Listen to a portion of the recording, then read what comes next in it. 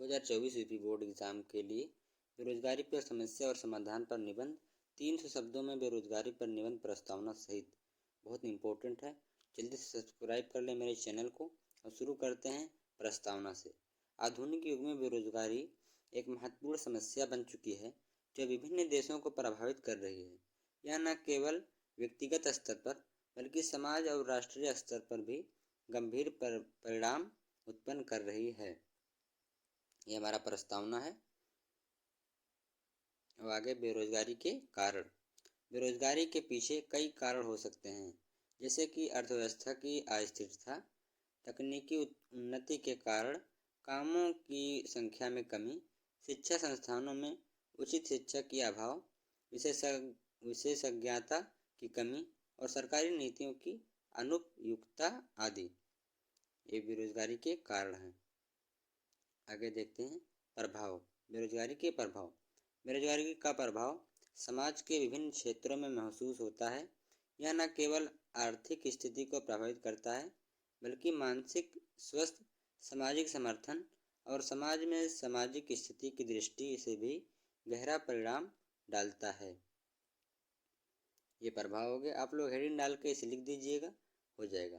बेरोजगारी को कम करने के लिए सरकारों को उचित नीतियों की प्राथमिकता देनी चाहिए।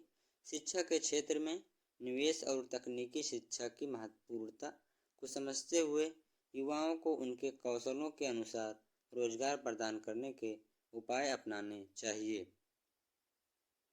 ये भी उसी में से है। आगे देखते हैं इसके समाधान। बेरोजगारी के समाधान।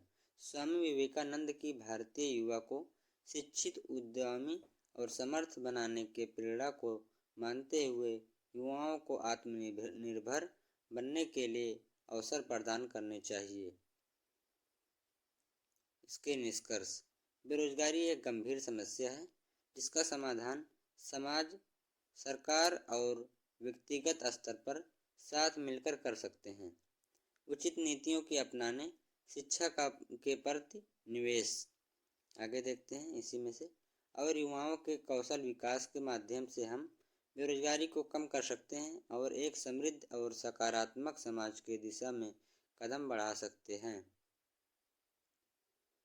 अगर वीडियो पसंद आए हो तो लाइक कर दो, चैनल को सब्सक्राइब प्लीज़ प्लीज़ प्लीज़ कर देना। Hello friend, welcome to my channel. आज हम क्लास 10th के लिए मोस्ट इम्पोर्टेंट हिंदी का व्याख्या लेके आए हैं। तो अगर आज अभी तक हमारे चैनल को आप सब्सक्राइब नहीं किए हैं तो जल्दी से सब्सक्राइब कर लें। हम अपने चैनल में सभी सब्जेक्ट का MCQ और सब्जेक्टिव क्वेश्चन भी डालते हैं। तो शुरू करते हैं।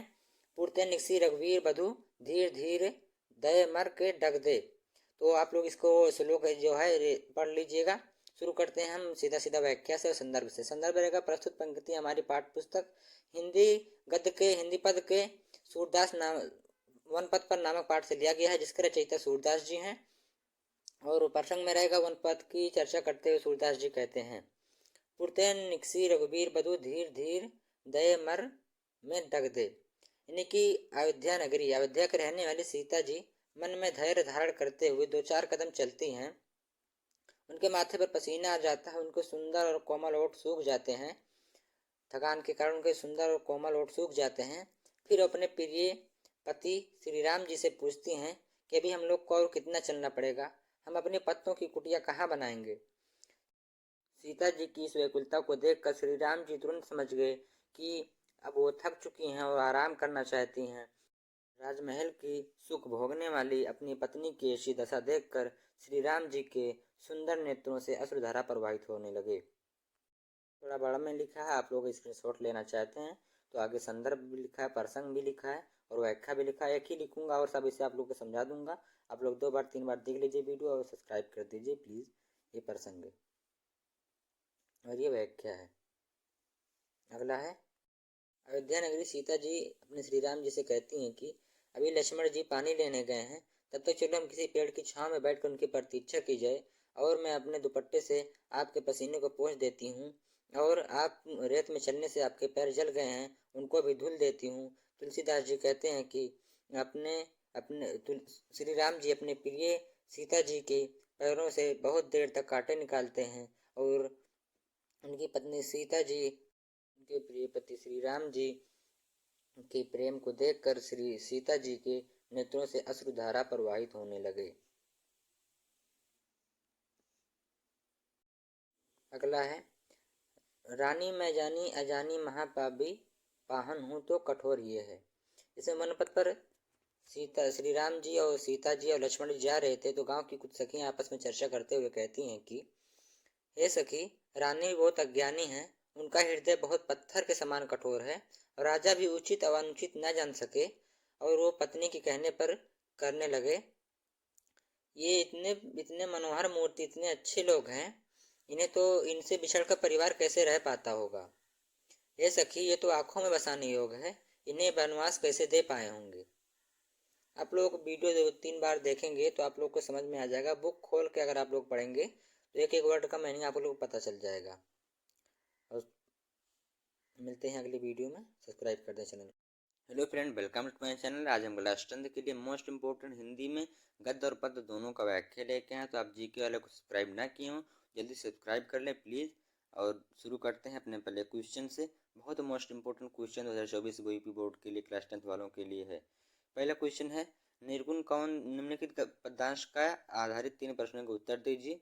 निर्गुण कौन देश कौ बासी, मधुकर कहीं समुझाई सहोदय, बूझत साची न हासी, कौ है जनक कौन है जननी, कौन नारी कौ दासी, कैसे बरन भेष हैं, कैसे किन्हीं रस में अभिलाषी, पाओगे पुण्य की अपने जो रे करोगे घासी, सुनत मौन है रहो बावरो, सुर सूर सबय माती नाशी। पहला क्वेश्चन, उपरोक्त पद्यांश का संदर्भ लिखिए। और दूसरा क्वेश्चन, रेखांकित अंश की व्याख्या कीजिए। तीसरा, पद्यांश में मधुकर शब्द किसके लिए प्रयुक्त है। जिसका आंसर हमने लिखा है ये बड़ा थोड़ा लॉन्ग में है तो हम शॉर्ट में समझा देते हैं आपको सिर्फ देख के ही। तो आप लोग लिख लीजिएगा अगर अच्छा लगेगा तो। निर्गुण कौन देश को बासी, इसका संदर्भ रहेगा प्रस्तुत पंक्तियाँ हमारी पाठ्य पुस्तक हिंदी खंड काव्य के पद नामक पाठ से लिया गया है, जिसके रचयिता सूरदास जी हैं। उसके बाद व्याख्या लिखेंगे। निर्गुण कौन देश को बासी, गोपियाँ उद्धव जी से कहती हैं कि हे उद्धव जी, ये निर्गुण ब्रह्मा किस देश के निवासी हैं। हम आपसे सच सच पूछते हैं, हम आपसे हंसी नहीं कर रहे हैं। आपको हमारी सौगंध है, आप हमें सच सच बताइए कि उनके पिता कौन हैं, उनके माता कौन हैं और उनकी पत्नी कौन है और वो उनके दासी कौन है, उनके कैसे वेशभूषा हैं और वो किस रस को चाहने वाले हैं। अगर आप मुझसे झूठ बोलोगे, छल कपट करोगे तो उसका परिणाम आपको स्वयं मिल जाएगा, उसका फल आपको स्वयं मिल जाएगा। और इस बात को सुनते ही उद्धव जी की बुद्धि नष्ट हो जाती है। आगे देख लो अपन। और अगला क्वेश्चन लास्ट वाला था, पद्यांश में मधुकर शब्द किसके लिए उद्धव है। तो पद्यांश में मधुकर शब्द उद्धव जी के लिए प्रयुक्त है। ठीक है, आप इसको इस वाले व्याख्या को अच्छा लगेगा तो ये वाला लिख लीजिएगा। अगर जो मैं बोल रहा हूँ तो उसको आप याद कर लीजिएगा। और शुरू करते हैं दूसरे क्वेश्चन से। अगला क्वेश्चन देखते हैं। दिए गए पद्यांश पर आधारित 3 प्रश्न के उत्तर दीजिए। तो है, चींटी को देखा वह सरल विरल काली रेखा, तम के तागे सी जो हिलडुल चलती लघुपथ, पल पल मिलजुल वह है विपीलिका पाती, देखो न किस भांति काम करती वह सतत, कन कन कन के चुनती औरत। उपरोक्त पद्यांश का संदर्भ लिखिए, रेखांकित अंश की व्याख्या लिखिए। प्रस्तुत पंक्तियों में कौन सा अलंकार है।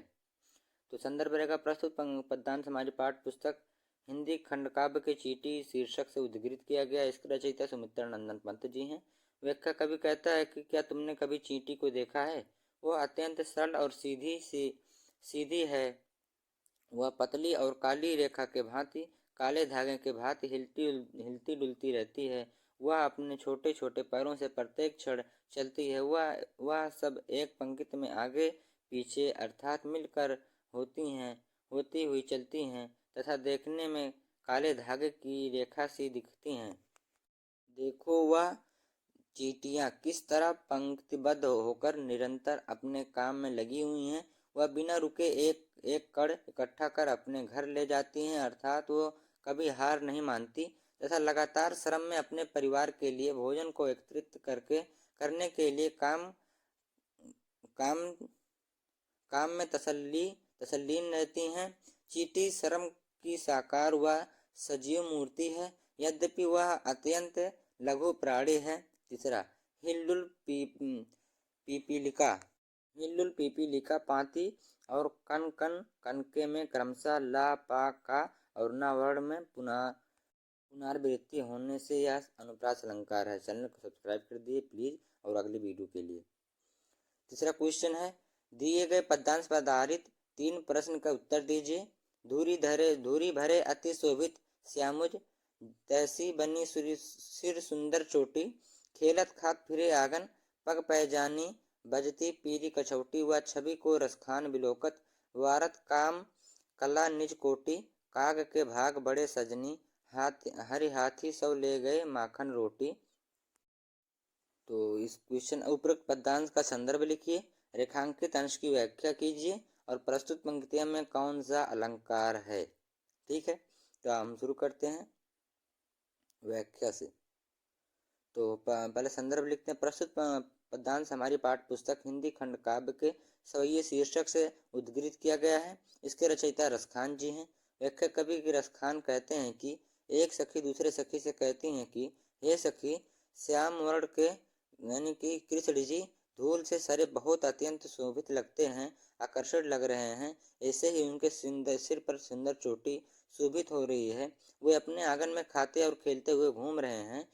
उनके पैरों में पायल बज रहा है और पीले रंग की कछौटी सी धोती यानी पीछे पीले रंग की लंगोटी पहने हुए हैं। कबीर रसखान जी कहते हैं कि उनके सौंदर्य को देख कर कामदेव भी उन पर अपनी कोटि कोटि कालिकाओं से न्यौछावर करता है। उस कौवे का भी बड़ा भाग था जिसने श्री कृष्ण के हाथ से मक्खन और रोटी छीन कर खाने की अवसर प्राप्त हुआ था। में से तीसरा, शोभित श्यामुज खेलत खात पग पैजानी और काम कला में क्रमशः सा खा पा और का वर्ण में पुनरावृत्त होने पर अनुप्रास अलंकार है। अगर ये न समझ में आए तो कमेंट कर दीजिएगा। अगला क्वेश्चन, निम्नलिखित गद्यांश पर आधारित 3 प्रश्न के उत्तर दीजिए। देखो गद्य आ गया अब, तो इसमें रहेगा, रोहतास दुर्ग के प्रकोष्ठ में बैठी हुई युवती ममता, यानी कि ममता चैप्टर से है महादेवी वर्मा जी का, सोन नदी के तीक्ष्ण गंभीर प्रवाह को देख रही है। ममता विधवा थी, उसका यवन सोन नदी के समान की उमड़ा रहा था। यवन मन में वेदना, मस्तिष्क में आंधी और आंखों में पानी की बरसात लिए वह सुख के कंठक शयान में विकल थी। वह रोहतास दुर्गपति के मंत्री चूड़ामणि की अकेली दुहिता थी। फिर उसके लिए वह कुछ अभाव होना असंभव था, परंतु वह विधवा थी। हिंदू विधवा संसार में सबसे तुच्छ निरीक्षण प्राणी है, तब उसकी विडंबना का कहाँ अंत था। उपरोक्त में गद्यांश का संदर्भ लिखो। गद्यांश के रेखांकित अंश की व्याख्या कीजिए। उपरोक्त गद्यांश में हिंदू विधवा की स्थिति कैसी बताई गई है। तो संदर्भ है, प्रस्तुत गद्यांश हमारी पाठ्य पुस्तक के गद्य खंड में संकलित ममता नामक पाठ से लिया गया है। इसके लेखक जयशंकर प्रसाद जी हैं। व्याख्या है, जयशंकर प्रसाद जी कहते हैं कि रोहतास दुर्ग के मुख्य द्वार के पास अपने कक्ष में बैठी हुई ममता सोन नदी के तेज बहाव को देख रही है। लेखक ममता के यवन और सोन नदी के प्रबल वेग से प्रभावित होने की तुलना करते हुए कहते हैं कि जिस प्रकार सोन नदी अपने तेज बहाव से उफनाती हुई बह रही है, उसी प्रकार ममता का यवन भी पूर्ण रूप से अपने उफन पर है। ममता रोहतास दुर्गपति के मंत्री को इकलौती पुत्री है, जो कि बाल विधवा है।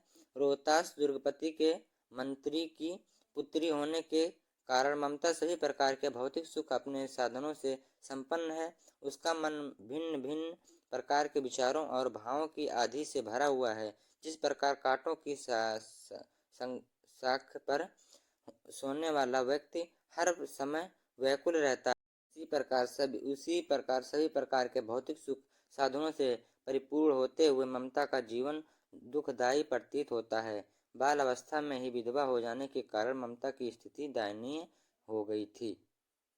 और तीसरा क्वेश्चन, उपरोक्त गद्यांश में हिंदू विधवा की स्थिति कैसी बताई गई है। तो उत्तर रहेगा, उपरोक्त गद्यांश में हिंदू विधवा की स्थिति दयनीय, तुच्छ और उस प्राणी के समान बताया गया है जिससे कोई आश्रय नहीं देना चाहता। वह इस तरह दुख सहने के लिए विकस है। विवश है। निम्नलिखित गद्यांश का आधारित 3 प्रश्न का उत्तर दीजिए। हिंदी में प्रगतिशील साहित्य का निर्माण हो रहा है, उसके निर्माता यह समझ रहे हैं कि उनके साहित्य में भविष्य का गौरव निहित है, पर कुछ ही समय में के बाद उनका यह साहित्य भी अतीत का स्मारक हो जाएगा और आज जो तरुण है वही विरुद्ध होकर अतीत के अतीत का स्मारक हो जाएगा और आज ही तरुण है वह विरुद्ध होकर अतीत के गौरव को अस्पृश्य देखेंगे। उनके स्थान पर तरुणों का फिर दूसरा दल आ जाएगा जो भविष्य का स्वप्न देखेंगे। दोनों को ही स्वप्न सुखद होते हैं क्योंकि दूर के ढोल सुहाने होते हैं। उपरोक्त गद्यांश का संदर्भ लिखिए। प्रस्तुत गद्यांश के रेखांकित अंशों की व्याख्या कीजिए। अतीत का स्मारक हो जाएगा का अर्थ लिखिए। तो संदर्भ रहेगा प्रस्तुत पद गद्यांश हमारी पाठ्य पुस्तक गद्य खंड के संकलित क्या लिखूं नामक पाठ से लिया गया है। इसके लेखक पद्म लाल पुन्ना लाल बख्शी जी हैं। व्याख्या लेखक साहित्य के सुधार के प्रक्रिया पर प्रकाश डालते हुए कहता है कि आज का युवा साहित्यकार वर्तमान में भूत और भविष्य को समाहित करते हुए प्रगतिवादी साहित्य की रचना कर रहे हैं क्योंकि उनके साहित्य में भविष्य के गौरव का वर्णन किया गया है। अतः भविष्य में उसमें सुधार की आवश्यकता नहीं होगी, परंतु कुछ समय बाद ही उनकी समझ कमजोर और दुर्बल हो जाएगी। उनका यह जो आज नया साहित्य है कल अतीत का स्मारक बनकर रह जाएगा। आज के युवा लेखक भी एक दिन वृद्ध होकर बूढ़े होकर अतीत के गौरव का गुणगान करेंगे और वो वर्तमान में असंतुष्ट होकर अन्य साहित्य रचना का सृजन आरंभ कर देंगे। वे भी भविष्य के लिए चिंतित रहने लगेंगे। युवाओं के लिए भविष्य की दूरी और वृद्धों के अतीत की दोनों वर्गों को ऐसा स्वप्न अच्छे और सुखद लगेंगे। मानव जाति का स्वभाव ही यह होता है कि जो वस्तु उसकी पहुंच से दूर होती है वह उसे पाना चाहता है। इसलिए कहा जाता है कि दूर के ढोल सुहाने होते हैं। और इसमें तीसरा क्वेश्चन है कि अतीत का स्मारक हो जाएगा का अर्थ है। अतीत का स्मारक हो जाएगा का अर्थ है कि अतीत की यादें स्मृति चिन्ह जैसी बनकर रह जाएंगी। नए हो तो चैनल को सब्सक्राइब कर दें और मिलते हैं कल अगली वीडियो के लिए। कमेंट कर दें। See you tomorrow. Bye good boy.